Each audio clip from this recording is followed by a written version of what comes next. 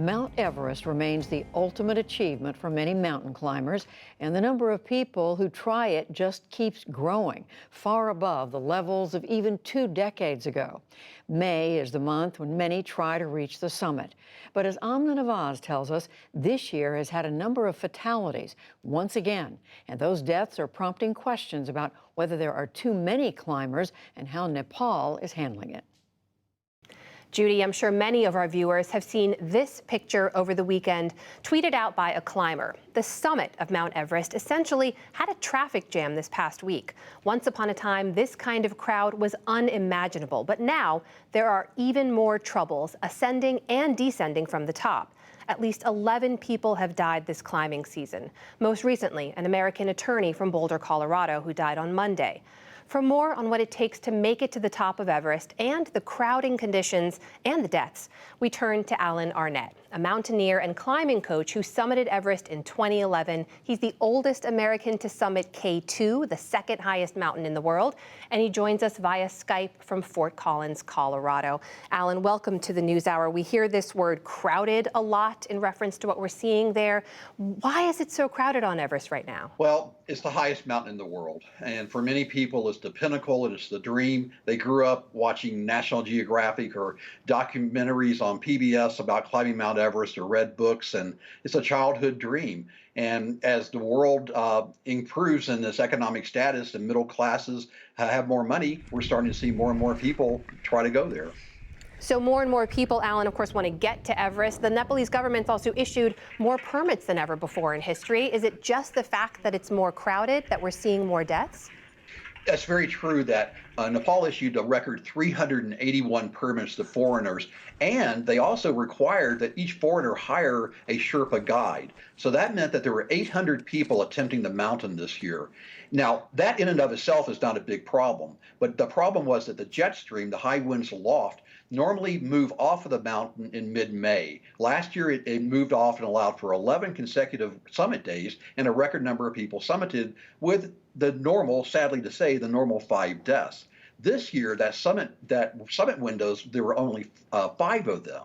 So you had roughly 800 people trying to squeeze through a 3-day window, and on May 23rd, it was the worst case scenario. It all came together in a very short period of time. So more people trying to summit in fewer possible days. Look, we've heard a lot of people who are coming off the mountain talking about what it's like up there, what the conditions are like on the ground. You have been there. They've talked about chaos. They've talked about stepping over bodies. They've talked about it being like a zoo. What is it like when you're up there in the moment? So I think this year, again, what people were experiencing was the worst case, but there's another phenomenon going on. There's a new generation of guide services which are offering Everest at $30,000 instead of the normal $40,000, $50,000, $60,000. That low price is attracting people that never have had the experiences that they need to have before attempting a mountain like Everest. So honestly, they don't know what they don't know. So when they're up there, they don't realize that they're suffering from altitude sickness. The support staff that they're with hasn't been trained in the medical aspects, so they don't know when to turn people around.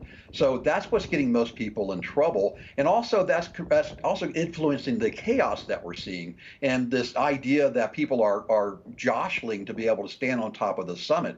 Experienced mountaineers would never do that, and that tells me that this year we had a lot of novices up there that honestly needed more support and more experience before they arrived.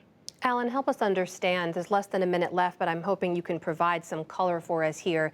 When you're there and you've spent tens of thousands of dollars to do this once-in-a-lifetime summit, what is that pressure like? Because we hear about people who are willing to pass by other climbers who are having difficulty. What are some of the unspoken rules when you're trying to summit Everest? Well, this is a tough one because when you climb a mountain like Everest, it really comes down to self-preservation. You're in what's called the death zone, where your body is degrading, you're running out of oxygen. When you get into these lines where you're burning up the limited amount of oxygen that you have, you're honestly just hanging on to the edge. And if all of a sudden what should have been a 12-hour summit day turns into a 20 and you run out of oxygen, then you die.